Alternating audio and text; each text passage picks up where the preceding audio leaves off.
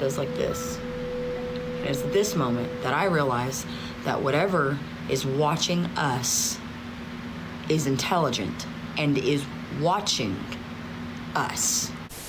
It chose to continue to let me see it like this. It chose when to reveal itself. I'm thinking it had to have been at least 8 or 9 feet tall. Really unsettling feeling, man. Ooh, give me goosebumps just thinking about it. And then it smiled. It opened its mouth wider than any human should, and then it spoke. Let me in. The voice didn't match the body. It sounded wrong. Too deep, too garbled. And then asking to be let in. I mean, ugh. That's giving me goosebumps again. Ugh. Creepy.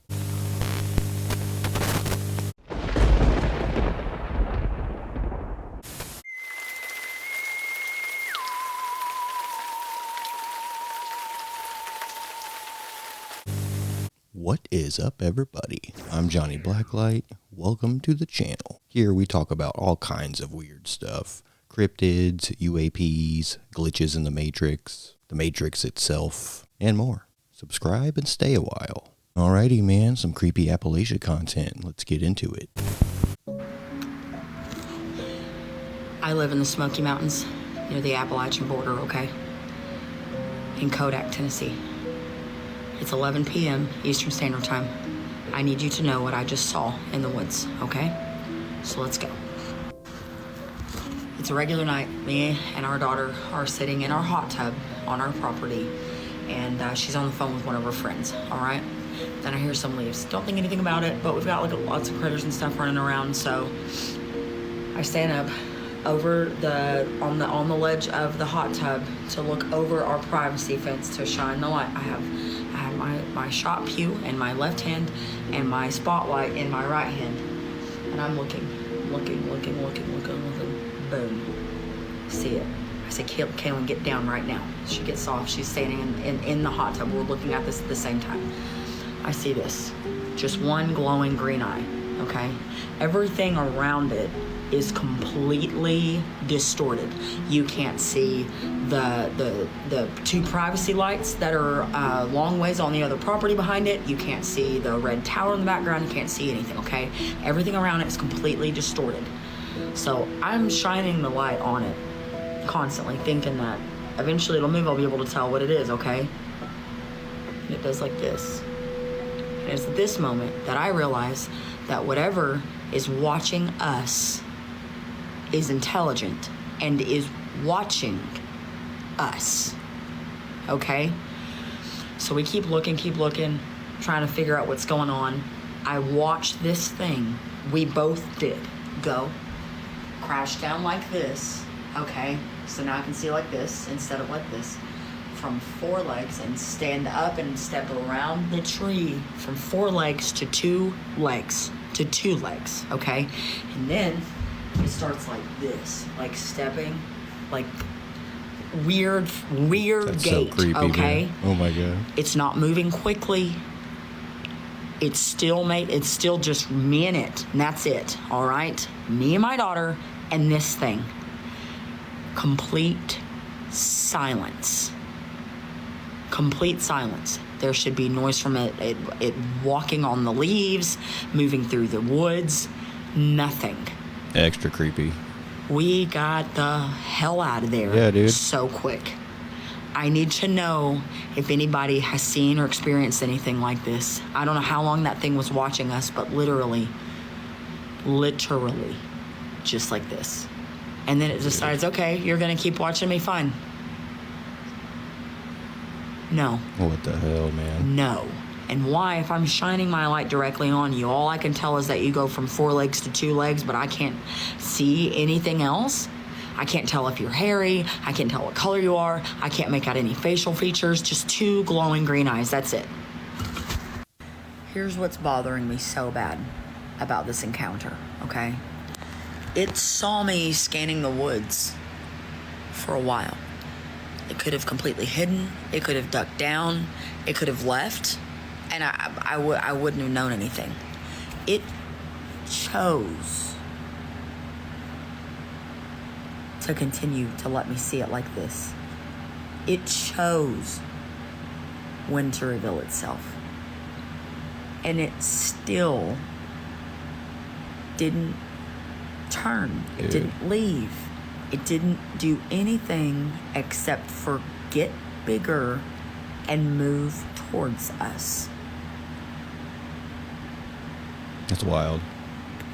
And the strides that this thing was taking to walk and move, I know for a fact it was at least 7 feet tall, but I'm serious when I say when it got big, I'm thinking it had to have been at least 8 or 9 feet tall and completely silent, okay? And my husband saw something out there the other night, but it wasn't alone. But again, watching it move, no noise. No noise. And light's eyes reflect without light.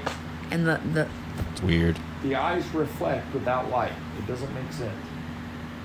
What the heck, man? That's a super creepy one, dude. Oh, man. Just the ominous, like, confidence of this thing. The creepy movements and the quietness of the movements, you know, amongst all the brush and the leaves and whatnot is really unsettling feeling, man. Ooh, give me goosebumps just thinking about it. The eye shine without light. Very odd, very otherworldly, very creepy. But yeah, just the elongated, just non-human but humanoid-like movements of it just sounds so unsettling and weird. Yeah, man, something going on out there in Appalachia, dude, man. I don't want no part of it. Not me. Nope, I'm staying right here. Let's read some scary Wendigo stories. This happened in December last year. I was visiting my uncle in northern Minnesota near the Canadian border. He's the kind of guy who prefers solitude, lives in a cabin deep in the woods, no close neighbors, just the trees and whatever lives in them. I never minded visiting. I like the quiet, but after that night, I don't think I'll ever go back. It was the coldest night of the year, at least negative 30 degrees Fahrenheit. My uncle had gone into town for supplies, so I was alone. The cabin was warm, the fire crackling, and I was scrolling on my phone when I heard it. Something moving outside. Not footsteps, more like a dragging sound. Slow, deliberate. At first I thought it was the wind, but then came a knock. Not at the door, at the window. My uncle's nearest neighbor was miles away, and no sane person would be out in the cold. The knocking came again. I reached for my flashlight and shined it through the window. I wish I hadn't. There was something standing just beyond the tree line. It was tall, at least 7 or 8 feet, but emaciated, with long, bony limbs. Its skin looked frostbitten, almost blackened, and its eyes were glowing, not reflecting light, glowing on their own. I should have looked away. I should have closed the curtains, but I was frozen, staring, unable to breathe. And then it smiled. Its teeth were too many, too sharp, stretching across its face. It opened its mouth wider than any human should, and then it spoke. Let me in. The voice didn't match the body. It sounded wrong, too deep, too garbled. I ran. I grabbed my uncle's rifle, locked the door, and backed into the farthest corner of the room. The knocking stopped, but I could hear it scraping against the walls outside, slow and patient like it had all of the time in the world. I sat there for what felt like hours, rifle shaking in my hands, until my uncle finally came back. The second his headlight swept across the trees, the noises stopped. He found me pale, sweating, and gripping the rifle like my life depended on it. Yeah, dude. I told him everything. He didn't say a word, just nodded and checked around the cabin. When he came back, he looked unsettled. There are no tracks in the snow, he said. Nothing. That was impossible. I heard it and I saw it, but there was nothing outside. No footprints, no marks on the walls, just the untouched snow and the silent watching trees.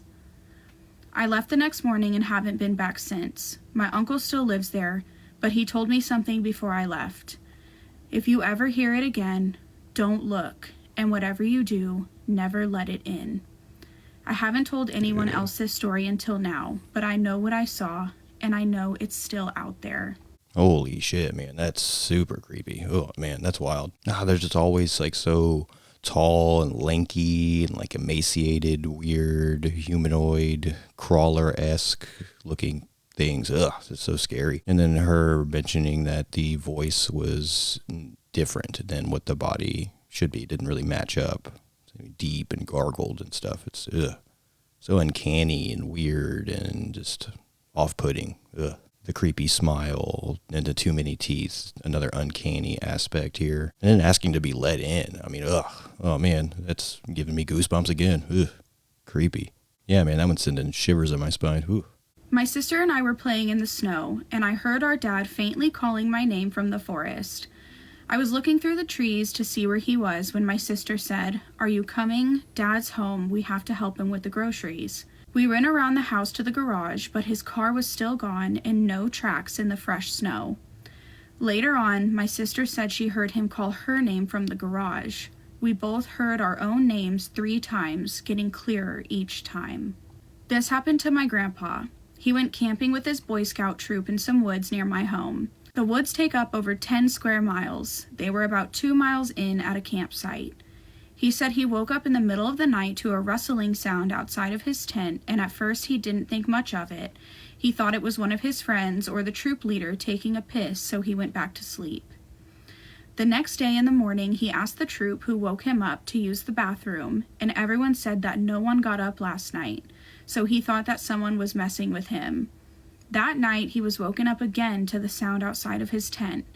However, his buddy next to him also woke up to it. My grandpa, thinking someone was pranking him again, wanted to find out who it was, so he and his buddy looked outside the tent and saw a creature walking around the perimeter of their camp. He thought it was a deer at first, so him and his buddy got closer, and they started to notice more and more details. It had legs that looked like goat's legs, long arms and claws instead of hooves, and the decaying head of a deer. They hid in a nearby bush, scared to even move. They laid there still, not daring to move until the troop leaders found them the next morning. When they told them what they saw, the other kids got so scared that they basically forced all of the leaders to bring them back home. My grandpa says that you can hear it calling to you if you get close enough to the woods. No way, man. That's the creepiness of just the morphing aspect is just so weird. Like the different animal parts kind of put together to create this shape-shifting evil entity. And then the little mimic story thrown in there. Oh, man. That one's just a weird one for me because I just hear that a lot. And it's always very similar and strange. It's always like a parent or somebody calling to you. It's always like a weird, maybe even robotic or a more monotone voice. Something maybe feels off or just strange about it. Like you have a weird gut feeling. I've been running across a bunch of those stories, and we'll go over some more in detail. But yeah, that little one thrown in there is creepy as well. But yeah, man, just wanted to jump on here real quick and talk about some creepy Appalachia because I've been curating some videos and finding some creepy stories and stuff, and there's just a ton of Appalachia stuff. And I know that's going to end up being a staple of the channel because there's just so many aspects to it, and everything kind of leads back to it almost. So yeah, man, just want to jump on and do a little bit of that. But I think that's going to do it for the video. I hope you enjoyed. I'm Johnny Blacklight. Subscribe for more. Y'all have a good one, and I'll see you next time.